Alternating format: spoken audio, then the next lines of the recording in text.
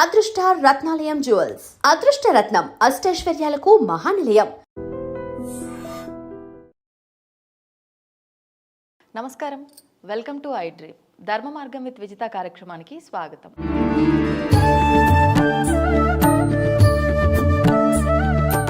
ప్రస్తుతం మనతో పాటు ఉన్నారు ప్రముఖ ఆధ్యాత్మికవేత్త శ్రీమతి రమాదేవి గారు. ఇప్పుడు అమ్మతో మాట్లాడి మరిన్ని విషయాలు తెలుసుకుందాం. నమస్కారం అమ్మా. నమస్తే అమ్మ, లలితా సహస్రనామ పారాయణం ఒకప్పటి సంగతి ఏమో కానీ ఇప్పుడు మాత్రం చాలా వరకు ఆడవాళ్ళంతా కూడా అంటే సామూహికంగా కానివ్వండి, విధిగా వాళ్ళంతటా వాళ్ళు కానివ్వండి, పారాయణ చేసేవాళ్ళు చాలా ఎక్కువ మంది ఉన్నారు. అంటే ఈ భౌతికమైన సుఖాల కోసం, అంటే సంపదలు, ఈ డబ్బు, కోరికలు తీర్చుకోవడం కోసం కూడా మనం ఆరాధనలు, ఈ పారాయణాలు చేస్తూ ఉంటాం. అవన్నీ మనకు సంపదలు కలుగుతాయా పారాయణ చేయటం వల్ల? లేదు అనంటే మోక్షం లభిస్తుందా? అసలు ఎందుకు చెయ్యాలి? మనము ఏ భక్తితో మనం ఆలయాలకు వెళ్ళట్లేదు. ఇప్పుడు 99% అవునమ్మా, భక్తితో ఆరాధనలు చేయట్లేదు, భక్తితో ఉపవాసాలు చేయట్లేదు. నిజం. కోరికతోనే ఎక్కువగా. కలియుగం అంటేనే కోరికలమయం అని అర్థం. పేరులోనే ఉంది కా అనేది. అవును. అలా ప్రతిదీ అంటే సంతృప్తి లేని జీవితంతో ప్రతి మానవుడు జీవిస్తాడు ఈ యుగంలో. కాబట్టి ఎవరైతే చెప్తే ఎవరైనా లలితా సహస్రనామాలు చదువుతూ వాళ్ళు ఒక మంచి స్థాయికి వెళ్ళారు అంటే మనం కూడా చేద్దాము. అవును. ఇక్కడ లలితా సహస్రనామం చేస్తే తప్పక మన కోరిక నెరవేరుతుంది. అమ్మ పట్టుకొని లాగుతుంది. అమ్మ లాగడం మొదలు పెడితే దాన్ని ఆపడం ఎవరి సాధ్యమో కాదు. కాకపోతే కొన్ని నియమాలతో చేయాలి. కోరికల పరంపరని తగ్గించాలి. ఇప్పుడు మన పూర్వజన్మ కర్మానుసారం కూడా మన కోరిక తొందరగా నెరవేరుతుందా లేదా, చదివే విధానం అంటే అర్హతలు ఖచ్చితంగా ఉండాలి. ఖచ్చితంగా అర్హత. ఇప్పుడు మీరు ఒక డాక్టర్ అవ్వాలి, మీరు ఎంసెట్ రాయాలి, ఇంటర్ అయిపోయాక మళ్ళీ దానికి కావాల్సిందంతా ప్రిపేర్ అయ్యి ఆ ఎంట్రన్స్లో మీరు ఉత్తీర్ణులు అవుతేనే మీకు అర్హత వస్తుంది డాక్టర్. మరి మానవులుగా మనం చేసుకునే వాటికి ఇన్ని అర్హతలు సంపాదించాలి. భగవంతుడి దగ్గరికి మనము ఆ యొక్క శక్తిని మనం పొందాలి అంటే ఎన్ని అర్హతలు సంపాదించాలి. ప్రతి ఒక్కళ్ళు చేస్తూ ఉన్నారు లలితా సహస్రనామాలు. కొంతమంది అంటారు మేము 15 నిమిషాల్లో చేస్తామండి. ఎలా చేస్తావు 15 నిమిషాల్లో? సాధ్యం ఎలా అవుతుంది? అంత పరిగెట్టి చేయటం వల్ల వచ్చే ప్రయోజనం ఏంటిది? తప్పులు దొర్లుతాయి. నిజం. ఎక్కడ ఆపాలి, ఎక్కడ తీసుకోవాలో మనకు తెలియదు. ఇవన్నీ కూడా మనకేమవుతాయి అంటే కొంచెం వెనక్కి లాగుతుంది. అమ్మ కోప్పడుతుంది అని కాదు, అమ్మ కోప్పడ్డం అంటూ జరగదు.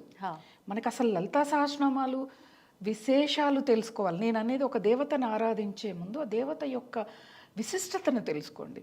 లలితా సహస్రనామం ఎలా ఉద్భవించాయి, అది మనకి ఎలా అందించబడింది, ఎవరు అందించారు, ఇవన్నీ కూడా తెలుసుకొని భక్తితో అమ్మని మనం ఏ కోరిక కోరక్కర్లేదు. లలితా సహస్రనామం కోరిక లేకుండా చదివితే మనకు తెలియకుండా అమ్మ మన కోరికల్ని తీర్చేస్తుంది. అటువంటి గొప్ప సహస్రనామం ఇది.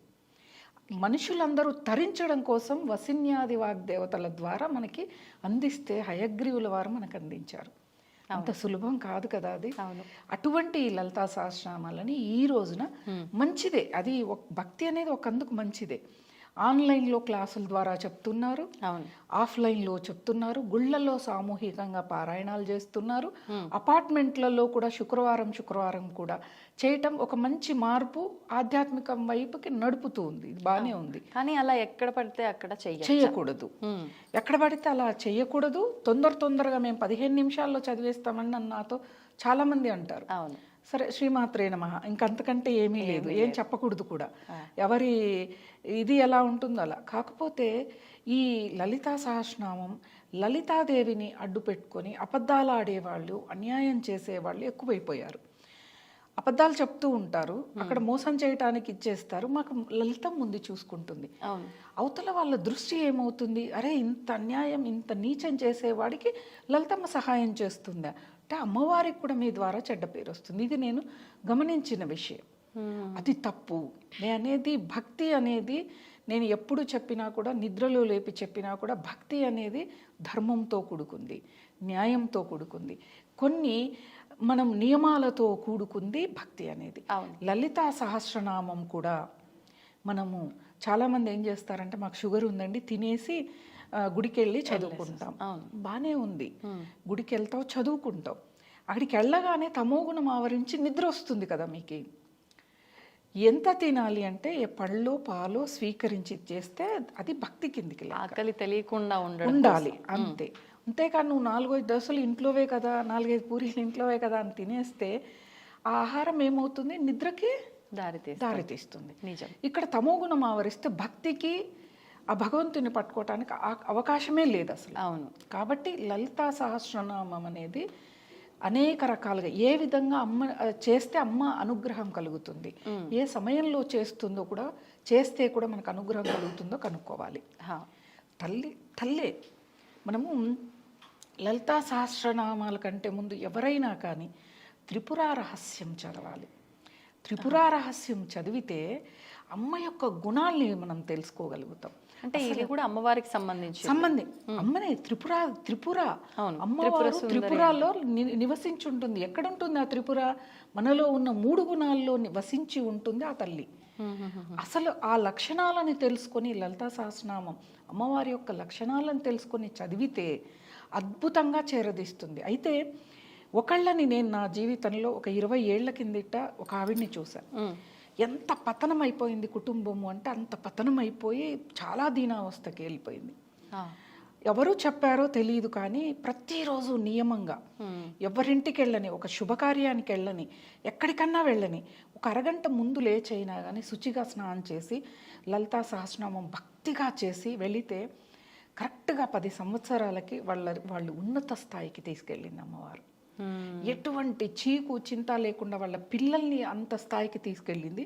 అంటే భక్తి అనేది చిత్తశుద్ధి, భక్తి అనేది ఇక్కడ శరణాగతి కావాలి, ఈ 3 కావాలి. అలాగే నియమాలు పాటించాలి. ఆవిడ ఎవరిని నిందించేది కాదు, ఎవరి నిందని వినేది కాదు. అది మనము దసరా ఎందుకు చేస్తాము? 10 రకాల పాపాలని పోగొట్టుకోవటానికి. విన్న పాపం, మాట్లాడిన పాపం, చూసిన పాపం, చేతులతో ఇట్లాంటి పాపాలు కదా. అలా విన్నా కూడా పాపం వస్తుంది, నేను చేసే సాధనకు అడ్డు అని ఆపేసేది. ఇలా నియమాలతో చేయాలి. అమ్మవారి యొక్క లక్షణాలు తెలుసుకోవాలి. ఏంటిది అమ్మవారు, ఎలా ఆవిర్భావం చెందింది? అమ్మ ముఖ కవళిక నుంచే వసిన్యాది వాగ్దేవతలు ఆవిర్భావం చెందారు. అవును. ఆవిర్భావం చెంది వాళ్ళ చేత అమ్మవారు లలితా సహస్రనామం దేవసభ జరుగుతోంది, దేవతలందరికీ వినిపించమని వాళ్ళని ఆదేశించింది. ఇది అమ్మవారే తన గురించి తను చెప్పమని తెలియాలి భక్తులకి, వాళ్ళు తరించాలి. ఇది మోక్షమో ముక్త్యో ఇంకోటో కాదు. మనం మోక్షం అని మాట్లాడుకుంటున్నాం. మోక్షం వేరు, ముక్తి వేరు. ముక్తి అంటే మరో జన్మ కాదు, భగవంతుల్లో లీనమైపోవటం. మోక్షము అంటే పుణ్యం అయిపోగానే మళ్ళీ వెనక్కి వచ్చి జన్మ తీసుకోవాలి. ఇక్కడ ఈ చిన్న లాజిక్ అనేది మనకు ఉంటుంది. మోక్షం వేరు, ముక్తి వేరు. ముక్తి కోసం మనం ప్రాకులాడాలి, కానీ పలు జన్మలు, చాలా జన్మలు మనకి ఇక్కడ పడుతుంది అది ముక్తి రావటానికి. మోక్షంతో పాటు ముక్తికి కూడా ప్రయత్నం అయితే చేయాలి. ప్రయత్నం చేస్తూ సంసారంలో ఉంటూ సన్యసించటం ఇక్కడ అర్థం అవ్వకపోవచ్చు పదం. సంసారంలో ఉంటూ సన్యసించడం ఏంటిది అంటే, ఇప్పుడు మీరు చేస్తున్న ఉద్యోగం లాంటిది. ఈ గడప దాడితే అయిపోయి మీరు గృహిణి.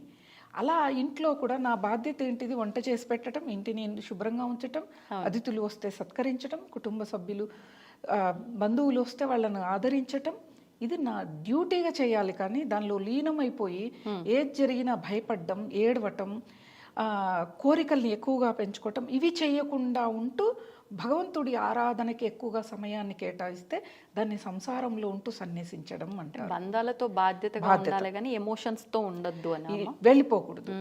ఎమోషన్స్కి ఎక్కువగా చాలా మంది మా కుటుంబంలోనే అంటారు, చాలా గట్టిది, ఏడవదు అని. ఎందుకు? నేను ఏడిస్తే పని అవుద్దంటే ఏడుస్తాను, ఖచ్చితంగా ఏడుస్తాను. నేను అదే చెప్తాను ఎవరికైనా. నేను బాధపడి దుఃఖపడి అన్నం మానేసి ఓ మంచానికి అతుక్కుపోయి ఓ రూమ్కి పరిమితం అయితే కష్టమో, వచ్చి చనిపోయిన వాళ్ళు లేసి వస్తారు అంటే ఖచ్చితంగా నేను అలానే చేస్తాను. జరగని పనుల కోసం ఎందుకు మనం అంతా తాపత్రయపడాలి? ప్రతి దానికి తాపత్రయపడ్డం, కోరిక నెరవేరలేదని బాధపడిపోతాం. ఎంతవరకు? దీనికి ఒక పులి స్టాప్ పెట్టి జీవించటమే సన్యాసం. సంసారంలో ఉంటూ కూడా సన్యాసించటం. ఈ జన్మ కాకపోయినా మరు జన్మకైనా సన్యాస జీవితం లభించవచ్చు. ఇది ముక్తికి కారణమయ్యేవన్నీ ఇలా ఉంటాయి అన్నమాట. అలా లలితా పరమేశ్వరిని 41 రోజులు తెల్లవారుజామున బ్రహ్మీకాల ముహూర్తంలో శుచిగా మళ్ళా నేను చెప్పాని బయట ముగ్గులు, గడపలకు పూజలు, ఎందుకంటే సొసైటీ మనకు సమాజం బాగాలేదు. అవునవును. ఒక చెవి కమ్మలు, దిద్దులు, బంగారు దొరికిన చంపేసి తీసుకుపోయే సమాజంలో ఉన్నాం కాబట్టి రాత్రే బయట ముగ్గులు వేసుకోవటాలు, గడపలు పూజించుకోవడాలు చేసుకొని తెల్లవారుజామున 3కు లేచి ఇల్లంతా చెయ్యాలా. మాకు పన 8కో 9కో వస్తానకండి. మీరు పూజ చేసే ప్రదేశం వరకు శుభ్రం చేసుకొని శుచిగా, లలితా పరమేశ్వరి ఫోటో లేదు అని ఇంకో ఫోటో తెచ్చి ఇరుకిరుకు ఒక పూజా మందిరాలు పెట్టుకోకుండా మీ వెంకటేశ్వర స్వామి యొక్క వక్షస్థలంలో ఉన్న లక్ష్మిని మీరు లలితగా భావించి, అమ్మవారినిగానే భావించి దీపారాధన రోజు ఎలా చేస్తారో అలాగే దీపారాధన మొదలుపెట్టిన రోజున అమ్మవారికి పాయసాన్నం ప్రసాదంగా పెట్టి మన సంకల్పం, కోరికలతో చేస్తాం కాబట్టి ఇది మండల దీక్ష అంటే కోరికతో చేసేది కాబట్టి కోరికని చెప్పుకోవటం, అమ్మవారికి నా కోరిక తీర్చమనటం. ప్రతిరోజు నిత్యం మనం కొన్ని శ్లోకాలు చదువుకుంటాం, కొంత జపం చేస్తాం కదా, అది తప్పకుండా ముందే చేయాలి. నిత్యం చేసేవి ముందే చేసేసేయాలి. ఎప్పుడైనా మన పండగ రోజుల్లో కూడా పండగ చేస్తాము, ప్రత్యేకమైన నోములు నోస్తాం, కానీ ప్రతిరోజు చేసే సాధనని మర్చిపోకూడదు. ముందుగా అది జరగాలి, తర్వాత ఇది జరగాలి. అప్పుడే దీనికి ఫలితం వస్తుంది. గురువుని స్మరించుకోవాలి, తల్లిదండ్రుల్ని, కులదేవతని, ఇంటి దేవతని, గ్రామ దేవతని, వీళ్ళందరినీ స్మరించుకున్న తర్వాత గణపతిని ఆరాధించాలి. అదే అంగన్యాస పూజ ఉంటుంది, అది చేసుకుని లలితా సహస్రనామం భక్తి శ్రద్ధలతో అమ్మవారికి మధ్యలో తెల్లవారుజామున కదా ఆవలింతలు, తుమ్ములు ఇలాంటివి వస్తాయి. అప్పుడు ఏం చెయ్యాలి అంటే ఏమీ చెయ్యక్కర్లేదు, మీరు ఉన్న చోటనే మనం ఆవలిస్తే దేవుడి మీదకి వాయువు వెళ్ళేలా కాకుండా పక్కకు తిరగటం, తుమ్మిన పక్కకు తిరిగి తుమ్మటం కానీ ఏవైనా వస్తాయి మనకి. అలాంటప్పుడు కుడి చేతిని, ఈ కుడి చెవిని ఇలా పట్టుకుంటే ఇక్కడ గంగాదేవి నివసించి ఉంటుంది కుడి చెవిలో. కాబట్టి ఆ దోషం, మనం ఆవలించిన దోషం కానీ, దగ్గిన దోషం కానీ, తుమ్మిన దోషం కానీ, ఇంకేదైనా వాయువు ఎక్కడి నుంచి అయినా వెళ్తుంది, అటువంటి దోషాలని మనం నిర్మూలించుకోగలుగుతాము. తెల్లవారుజాము కాబట్టి ఎక్కువగా జరుగుతాయి ఇవి. కాబట్టి అమ్మవారి ప్రార్థన చేసి ముందుగా ప్రతి ఒక్కళ్ళు కూడా ఇది ఎవరైనా గురువు ద్వారా విని నేర్చుకుంటే మంచిది. ఎక్కడ దోషాలు లేకుండా ఎక్కడ ఆపాలో, ఎక్కడ తీసుకోవాలో తెలుసుకుని. అంటే ఆన్లైన్లో కూడా వినొచ్చామా? వినొచ్చు. లేదా మన ఫోన్లలో అందరికీ స్మార్ట్ ఫోన్లు ఉన్నాయి. యూట్యూబ్లోకి వెళ్ళి లలితా సహస్రనామం అంటే చక్కగా వస్తుంది. కళ్ళు మూసుకొని మొదటగా వినండి లలితా సహస్రనామాన్ని. ప్రతి అక్షరం, మన ఆలోచన ఎక్కడికో వెళ్ళిపోకూడదు. తెల్లవారుతుందేమో, పనా వస్తుందేమో, టిఫిన్ చేయాలో, ఇవి కాదు. అది లలితా సహస్రనామాన్ని వినాలి. రెండవ రోజు పుస్తకం ముందు పెట్టుకొని ఆ ప్లే అవుతూ ఉంటే ఎక్కడ ఆపారు, ఎక్కడ తీసుకున్నారు అనేది నేర్చుకోవాలి.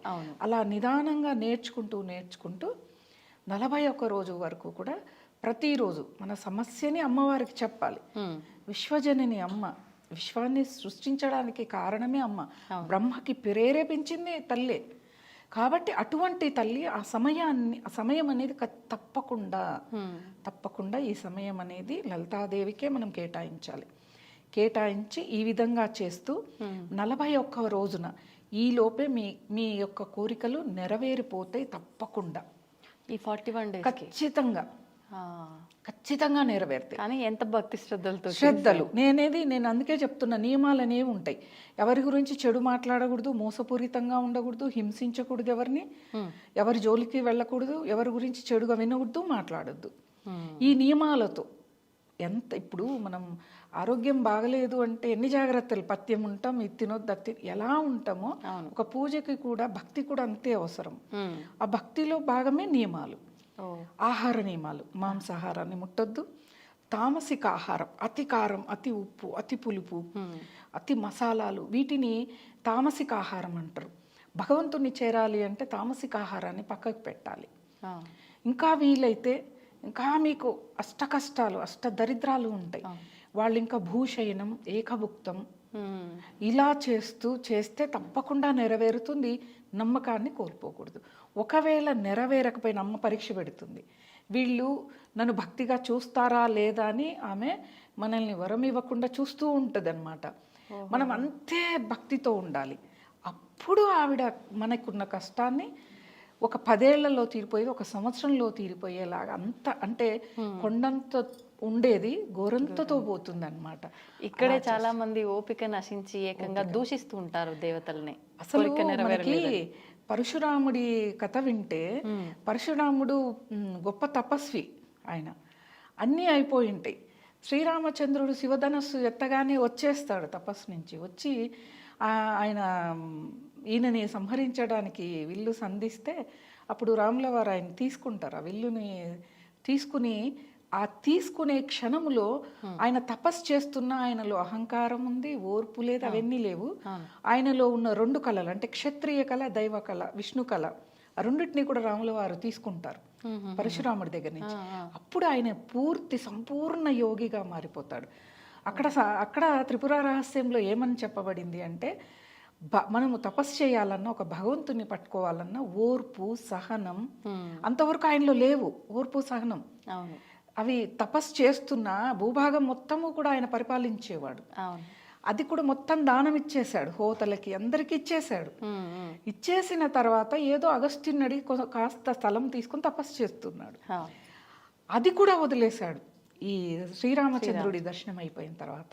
మరి దశావతారాల్లో పరశురాముడు కూడా ఒక అవతారమైనా కానీ ఆయనలో కూడా కొన్ని అంశాలు, అంటే క్షత్రియుడు కదా, క్షత్రియ వంశంలో పుట్టాడు కాబట్టి ఆ లక్షణాలు ఉన్నాయి కాబట్టి ఆయనకి క్షత్రియ వంశంలో పుట్టలేదు, ఋషి యొక్క వంశంలోనే పుట్టాడు. కాకపోతే తన అమ్మమ్మ గారు చేసిన పనికి అంటే పాయసాన్న కుండలు మారటం వల్ల ఈయన ముని వంశంలో పుట్టాల్సింది, రుచీకుడి ఇంట్లో పుట్టాల్సింది ఇక్కడ పుట్టాడు, ఇక్కడ ఆయన పుట్టాడు అక్కడ. అందుకు అది ఒక వంశము, ఒక తరము పోస్ట్పోన్ చేశారు.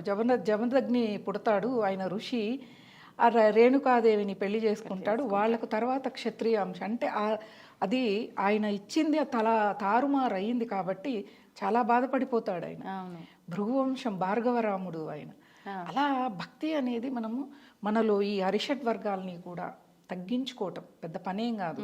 సాధన చేయు సమకూరు ధర్యలోన అని చెప్తారు. మనకి ఇంకా వేమన శతకంలో కూడా చెప్తారు, చిత్తశుద్ధి లేని శివ పూజనేలా, భాండ శుద్ధి లేని ఆహారమేలా అని చెప్తారు. ఇవన్నీ ఊరికే రాలేదమ్మా, మనం అనుసరించటానికి, ఆచరించటానికే ఇంతమంది ద్వారా మనకి ఇన్ని రకాలుగా అందిస్తే కూడా మనం వాటిని పట్టుకోలేకపోతున్నాం. కాబట్టి వీటినన్నిటినీ పట్టుకోవాలి. ఆ లలితా సహస్రనామం వాళ్ళ ఇంట్లో పారాయణం చేస్తున్నారంట, వాళ్ళు ఏవో తాంబూలాలు పుచ్చుకోమన్నారని తాంబూలం కోసం వెళితే లలితాదేవి ఎక్కడ అనుగ్రహిస్తుంది? నువ్వు లలితాదేవి కోసం వెళ్ళు. అబ్బా అమ్మవారి పారాయణం ఉందా, చదవగలుగుతాం. అమ్మ మీద ప్రేమ అనేది ఉండాలి. అప్పుడు మనం ఇంత చూపిస్తాం, కొండంత చూపిస్తుంది మన మీద, అంత అనుగ్రహాన్ని ఇస్తుంది. చదవాలి. భగవంతుడు కూడా ఒక ట్రెండ్ని తీసుకొచ్చింది సమాజం. ఒక సమయంలో విష్ణు సహస్రనామం, ఒక సమయంలో లలితా సహస్రనామం, ఒక సమయంలో వారాహిదేవి పూజలు. ఇలా తీసుకురాకూడదు. ప్రతి సమయంలో ప్రతి భగవంతుడు ఒక్కొక్కరికి ఒక్కొక్క రూపంలో అనుగ్రహం లభిస్తుంది. కొంతమందికి గురువును అనుసరిస్తే వాళ్ళు అత్యంత ఉన్నతమైన స్థాయికి వెళ్తారు. ఆ సమయం అనేది కూడా ఉంటుంది. నేను చేశానండి, నాకు దొరకలేంటి, ఇక్కడ అమ్మ మీకు పరీక్ష పెడుతోంది, మీ ఓర్పుకి సహనానికి. ఆమెను పట్టుకుంటావా వదులుతావా అనేది పట్టుకోవాలి. పట్టుకుంటే తప్పకుండా మనకి నెరవేరుతుంది అన్నమాట. అలాంటి లలితా సహస్రనామం, హయగ్రీవుడు విద్య అద్భుతంగా లభిస్తుంది ఆయన మంత్రం చదివితేనే అంటారు. అటువంటి ఆయన మనకి దీన్ని లభించటం, ఆయన మనకి అందించటం. ఎందుకు ఇవన్నీ కూడా అంటే కలియుగంలో మనుష్యులు యజ్ఞాలు యాగాలు చేయలేరు, భగవన్నామంతోనే తరించడం అనేది మనకు వరం కూడా. అది లేకపోతే ఆ యజ్ఞాలు 10 రోజులు 15 రోజులు చేస్తే నిరాహారంగా చేస్తారు వాళ్ళు. మనకు అవి సాధ్యం కావు అసలు. ఇలా ఇస్తే వీటిని అనుసరించడం కూడా కొన్ని నియమాలతో మనం చేయలేకపోతున్నాం. కాబట్టి నియమాలతో చేయాలి, చేస్తేనే మంచిది. అమ్మ యొక్క అనుగ్రహం అందరికీ తప్పకుండా. ఎవరి మీద ద్వేషం అమ్మ చూపించదు అసలు, ఆమెకు అందరూ సమానమే. కాకపోతే మనం చేసిన పాపాన్ని, కర్మని తొలగించటం కోసం ఆమె కూడా సమయం తీసుకుంటుంది. అంతే కదా, మనం ఎన్నో చేస్తాం కానీ చెయ్యలేదు అంటాం. కాదు, మనిషి తత్వం చెయ్యలేదు అంటది. అదే భగవతత్వం ఏంటిది అంటే చేసిన తప్పును తెలుసుకుని మారటం భగవతత్వం. దీన్ని మనం పట్టుకుంటే అమ్మని పట్టుకోవడం సులభం, మన కోరికలను తీర్చుకోవటం అత్యంత సులభం. వాక్కును కూడా ఇస్తుంది తల్లి. వాక్కు కూడా వాళ్ళు ఏం చెప్తే అది జరిగేటట్టుగా సమాజం కూడా రిసీవ్ చేసుకుంటుంది ఆ వాక్కుని.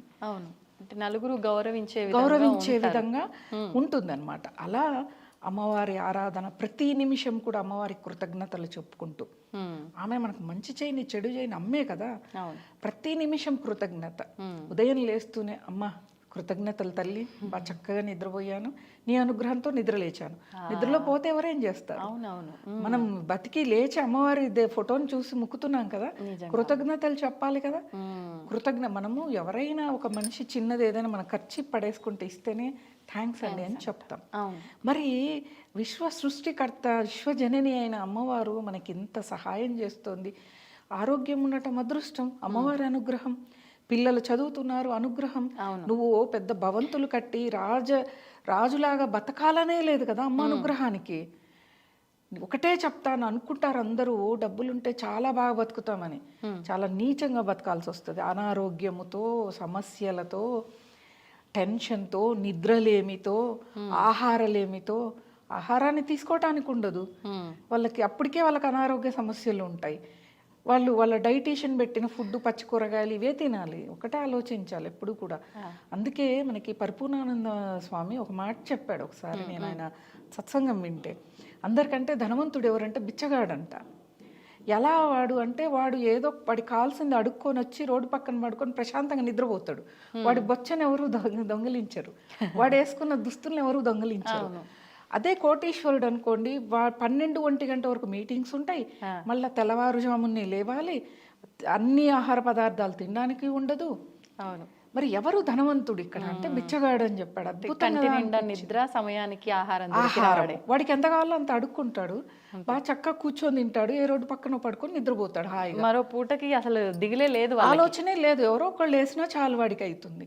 మరి వాడు కదా చీకు చింత లేకుండా మనం ఆలోచిస్తే చూడండి, మనం ఎంత జుట్టు కోసం, అందం కోసం ఎంత తాపత్రయపడతాం. ఆ బిచ్చగాడు స్నానం చేయడు, వాడికి జుట్టు బాగుంటుంది. చూడండి, ఎప్పుడైనా గమనించండి. వాళ్ళ ముఖంలో కళ ఉంటుంది, వాళ్ళు ఏ స్క్రబ్లు పెట్టరు, ఏ ఫేషియల్స్ చేయించుకోరు. చూడండి మరి ఎక్కడ దేనికి ఇక్కడ మనం ఆలోచిస్తే ఎవరు ధనవంతులు అనేది మనకి ఇక్కడ తెలుస్తుంది. అవునమ్మా. కాబట్టి మనం ఇక్కడ ధనం ప్రధానం కాదు, ఎంత అవసరమో అంత అవసరం, అంతే తీసుకోవాలి, అదే అడగాలి అమ్మని. అప్పుడు మనం అడిగిన దానికంటే ఎక్కువ ఇస్తుంది అమ్మ అన్నమాట. ఇక్కడ ధనం కంటే ఎక్కువ ఆరోగ్యం, జ్ఞానం మనకి ఇక్కడ ప్రధానం.